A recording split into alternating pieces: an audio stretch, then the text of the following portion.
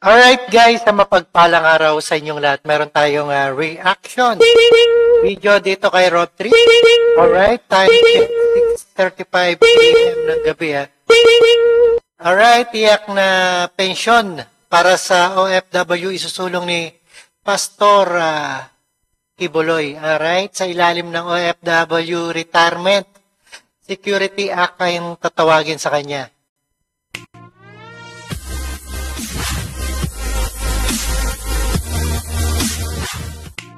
Alright, hindi lamang sa Pilipinong nasa loob ng Pilipinas ang iniisip ni Pastor Apollo Kibuloy.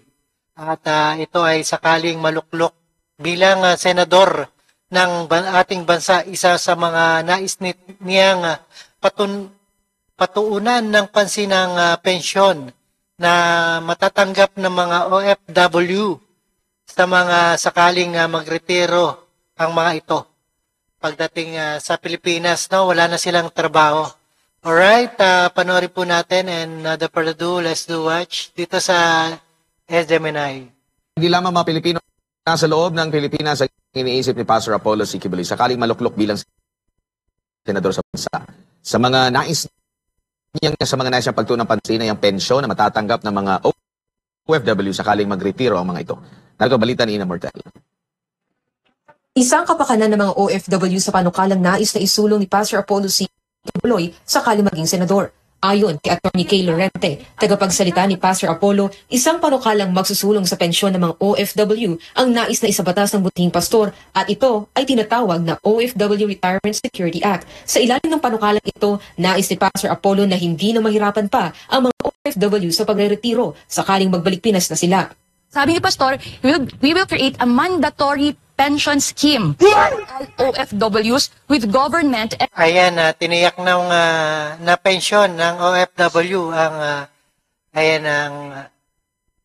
program ni Pastor Kibuloy sa ilalim ng Retirement Security Act. Employer contributions. Yes, hindi lang po ang inyong employer sa mag-contribute, pati na po may government subsidy. Para po yan siyang yung sa SSS contribution, yung Social Security System contribution, pero specifically tailored po ito para sa ating mga OFWs. Sa hakbang na ito, magkakaroon ng minimum pension ng mga OFW. Ayan, magandang panukala yan sa OFW, no? Para sa retirement, pag-uwi ng Pilipinas. Na nasa edad 60 na po pataas.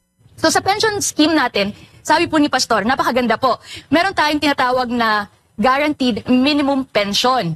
So kahit saan ka man, 60 years old, bumalik ka dito sa Pilipinas, tapos wala kang savings o konti lang yung savings mo, kasi nga ang laki din ng gastusin, di ba, pinapadala dito, minsan araw-araw, buwan-buwan. So, magkakaroon ng guaranteed po, garantiya na may minimum pension ka.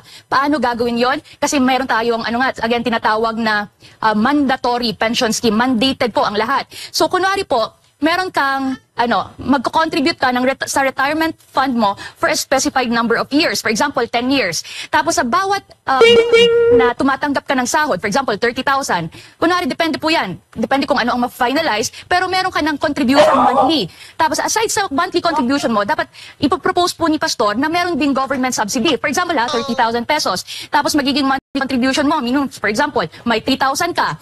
Tapos, yung government naman mag-subsidize din, mag-add naman ng contribution na 1,000. So sa bawat buwan, meron ka ng 4,000 na retirement fund. Sa pamamagitan ng sariling retirement funds sa ilalim ng panukalang ito, sigurado nang makatatanggap ng pensyon ang mga OFW na nagtatrabaho. Ay, maganda, no? Magandang project. Sana makaupo itong ating si Pastor Kibuloy para matugunan itong tiyak na pensyon para sa OFW. Mang bahagi ng mundo. Magiging kabahagi rin ang Department of Foreign Affairs sa hakbang ito para masigurong mapupunta ang pondo ng mga OFW sa kanilang pagre-retiro. Magne-negotiate tayo ng social security agreements with major OFW destination countries.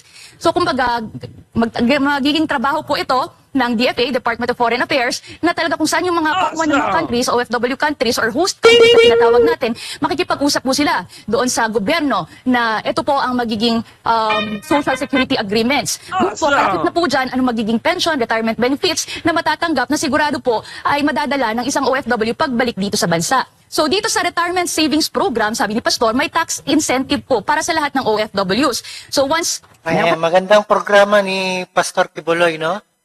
na ganyan na pensyon sa ilalim ng retirement. Ng retirement fund, may savings program ka, kaya nakasali ka dyan, so meron kang tax deduction every time na mag-contribute ka. Again, nakipag-usap na yung mga DFA natin, doon sa host countries, yung tax po ay mas lower po, mababawasan. So pangalawa, may tax, dapat tax-free din yun, yung magiging savings program.